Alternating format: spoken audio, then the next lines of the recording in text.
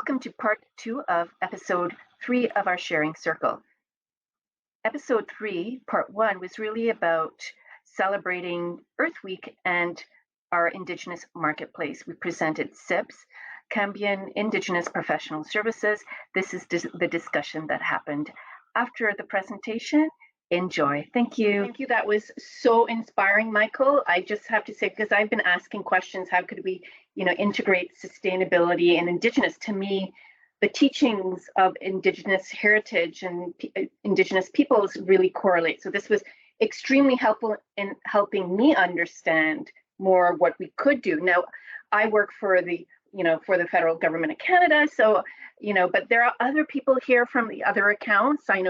I don't know if we have like Shell and we have corporate BGIS. So I want to ask the folks from the other accounts, do you have any specific questions for Michael to address your questions or your sustainability journey with your clients? Anybody?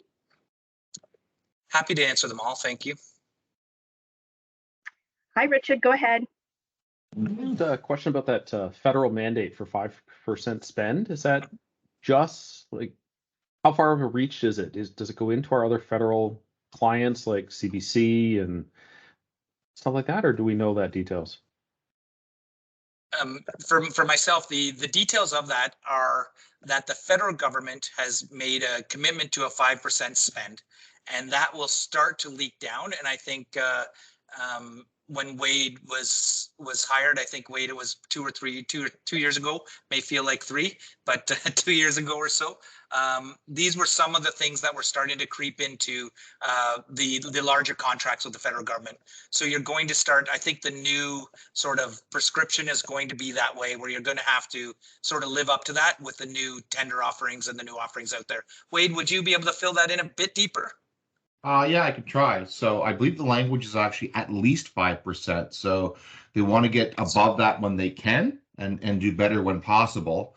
Obviously, right now, it's really an aspirational goal because on those larger targets, it's really hard to obtain. So I think breaking things down is how we're going to get there. But no, you've really hit the nail on the head about how that's working and how it's disseminating. We're seeing more and more people in these roles, and we're starting to work together to provide that collaboration that's needed to make this work. Yeah, and one of Aaron Genroux's one of Wade and my colleague Aaron Genroux, he does the same for this company just escapes me, Colliers, right? So Aaron does it for Colliers. These jobs are starting to come, Richard, and so it is starting to come down. And what I would position my clients would be is this is coming, so let's prepare today, right? Let's be ready and start to think about this. That's the idea of my head. Yeah, most definitely. I was just wondering if it encompasses, like, if it was law yet for like my client at CBC, and if it was like other agencies like the Bank of Canada that we manage, and those, I'm trying to think of our other agencies that we have that aren't direct government, but they're agencies and receive public funding if they have that mandate.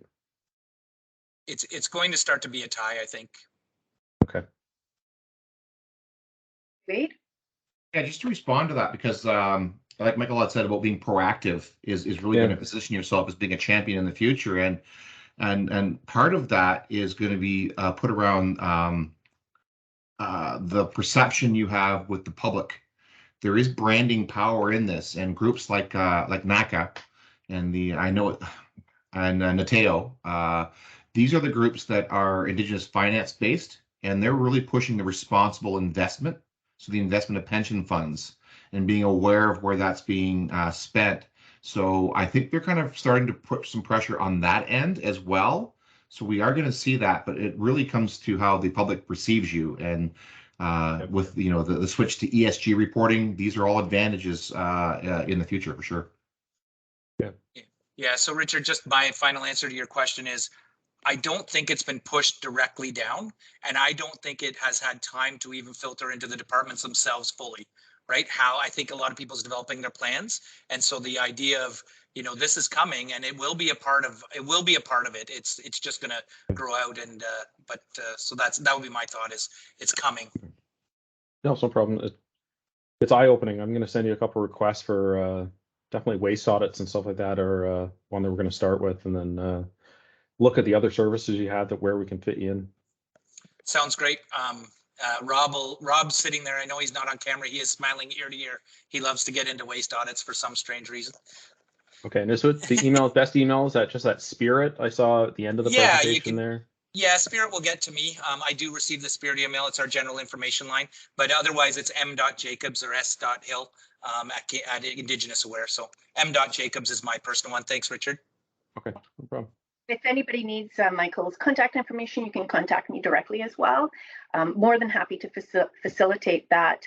And it's interesting because I know BGIS journey with Indigenous procurement has been a challenging one. Not every Indigenous company understands working with the Government of Canada, which is hard, like difficult procurement.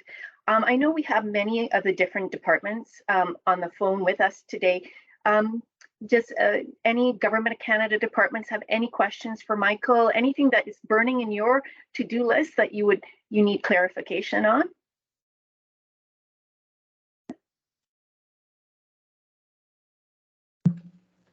No questions? Okay, so we have many departments. I see Department of Justice, GAC, ECCC. So lots of different PSPC as well.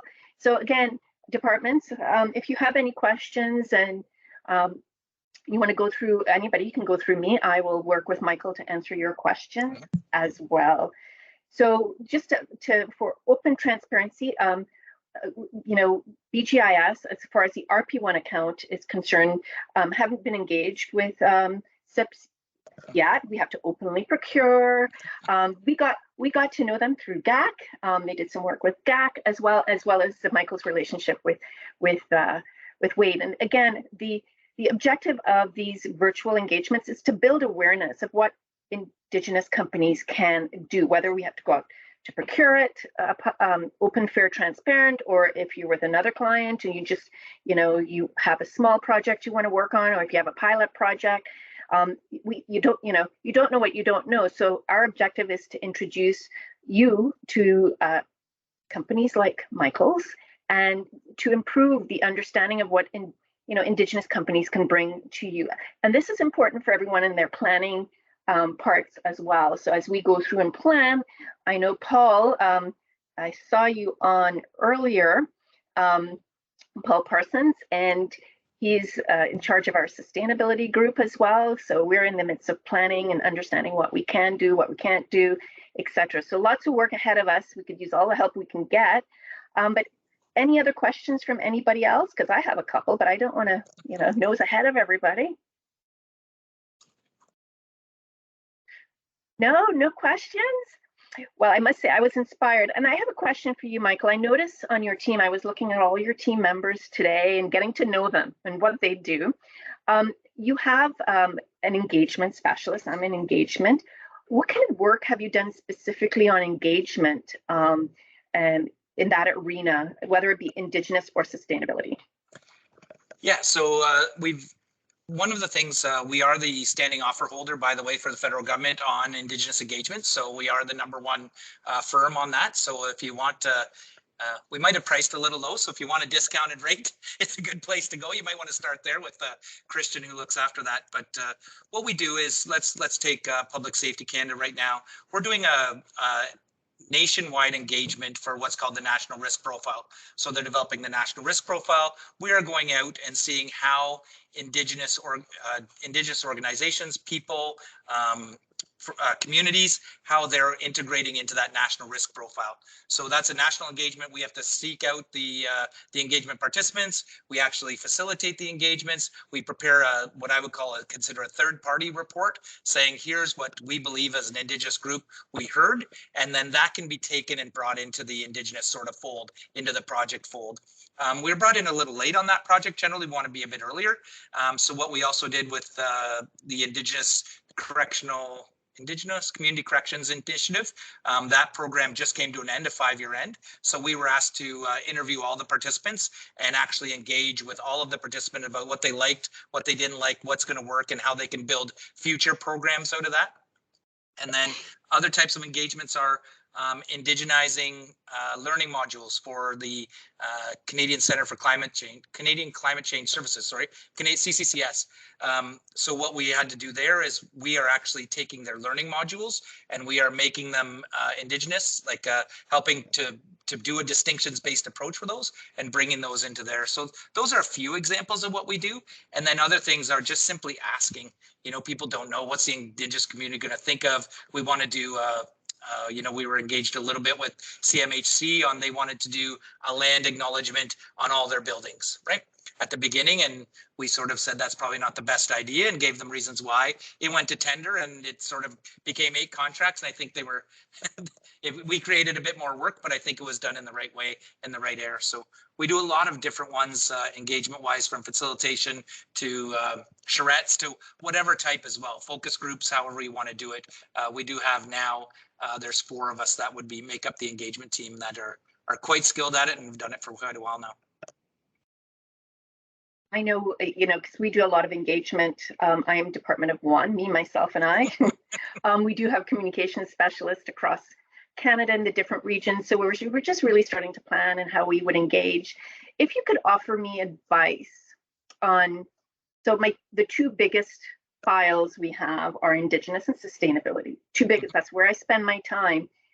You know, if we met in an elevator, what advice would you give me to, you know, to get really to improve and have some success? What would you tell me? Yeah, I think the straightforward answer for me is nothing about us without us, is how Carrie Ann has sort of said it.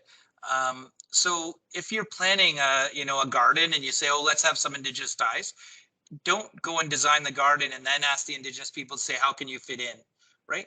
Nothing about us without us. We want Indigenous participation, encourage Indigenous participation early, encourage Indigenous participation in the design and development of the concepts, because you're just going to get a fuller, richer, and a better outcome, right? The outcome is so much better than the risk involved with not doing that early, right? If you don't do it early and you do it later, you might have to go back to the drawing board and do it twice, right? So the earlier, and so if you're going to do something with Indigenous implications, Indigenous communities, it has to have Indigenous development in it. It has to have some of that capability, and generally the people that it affects the most, right? So I'm from the Williams Treaty. If you were doing something here, I might be your best candidate. Otherwise, we help source people that are the right candidates to be involved in that. That's really interesting. So you would help us, because typically we go to the Indigenous team members who are part of the departments in that building. But you know, we hear over and over, from sustainability to Indigenous, you know, they don't, and accessibility as well, which is that's a great idea. They're tired of constantly being the same people over and over to help out. So your team would be a great option then. Absolutely. Yeah, no, it's something that we do. We've got systems in place, we've got networks in place, and it doesn't matter really what sector, because we don't have a lot of people to serve each sector. So the person we know generally knows the person that their CIPS side that is responsible for that. Just like you have a great big portfolio, Department of One, we're generally in that Department of One as well at our First Nation table. So absolutely, it's something that we happily do and love it, right? That's us connecting with our other communities. That's you'll see a group where you might be a little bit nervous to reach out to cold call a First Nation community, right? Like, what's the response I'm going to get as a federal government employee? We do it and we're like, yeah, oh, it's so awesome. We make an immediate connection, and then we can sort of iterate what the government's looking for and find the right fit, right? It might not be the right fit every time, and not that you want to get skewed responses, right? You want to have a round, fulsome people that are in both the positive and negative spaces, but you know, we can find the right people to talk to that are open to that have that same ear, right? That are going to make that silliness not sound so silly. Okay, great. And I know we just have a few minutes left. Are there any additional questions?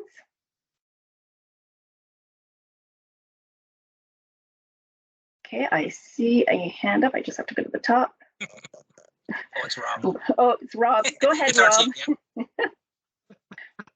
Oh, that wasn't a very good reception. Like, oh, it's Rob. Geez.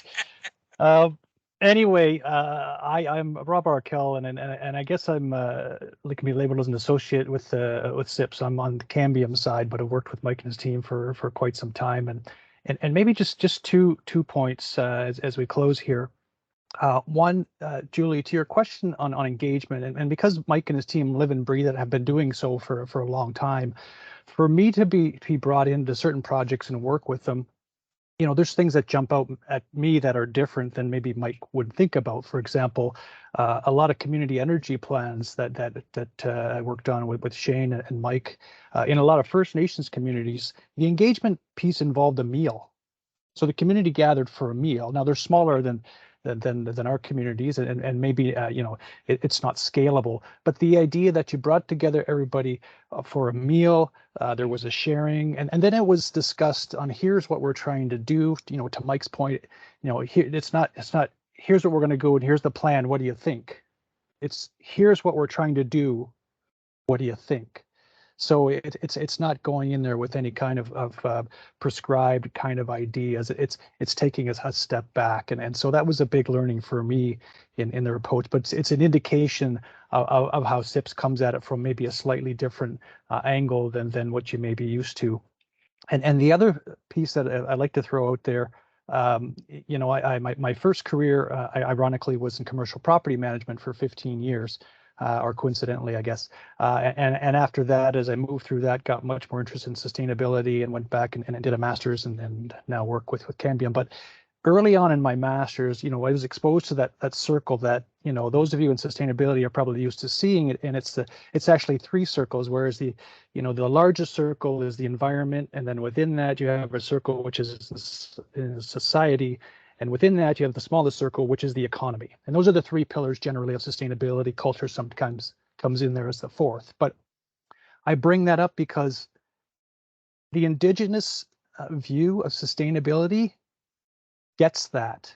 They come from that. The history is that everything does reside in the environment, and then it's our society and our communities, and then it's the economy. Whereas generally, the westernized world struggles with that concept because the economy is the be all and end all. So when you're asking, what's one of the difference, or how does CIPS approach, or how do Indigenous companies or communities approach sustainability? I think that's one of the biggest glaring differences between the way CIPS would do it and maybe the way others would do it. And it's like they're already there. They don't have to learn that those three circles fit into each other. Whereas, society can't exist without the environment, and the economy can't exist without society. It's that understanding that's already the foundation for what they do. So thanks for the opportunity to make those points. No problem. And I know we're going to close off. And I wanted to say to Michael and your team, thank you so much. It's generating lots of questions. I know thought process as we're in the planning phases for many of us. So this has been extremely inspirational. So thank you again, Miigwech.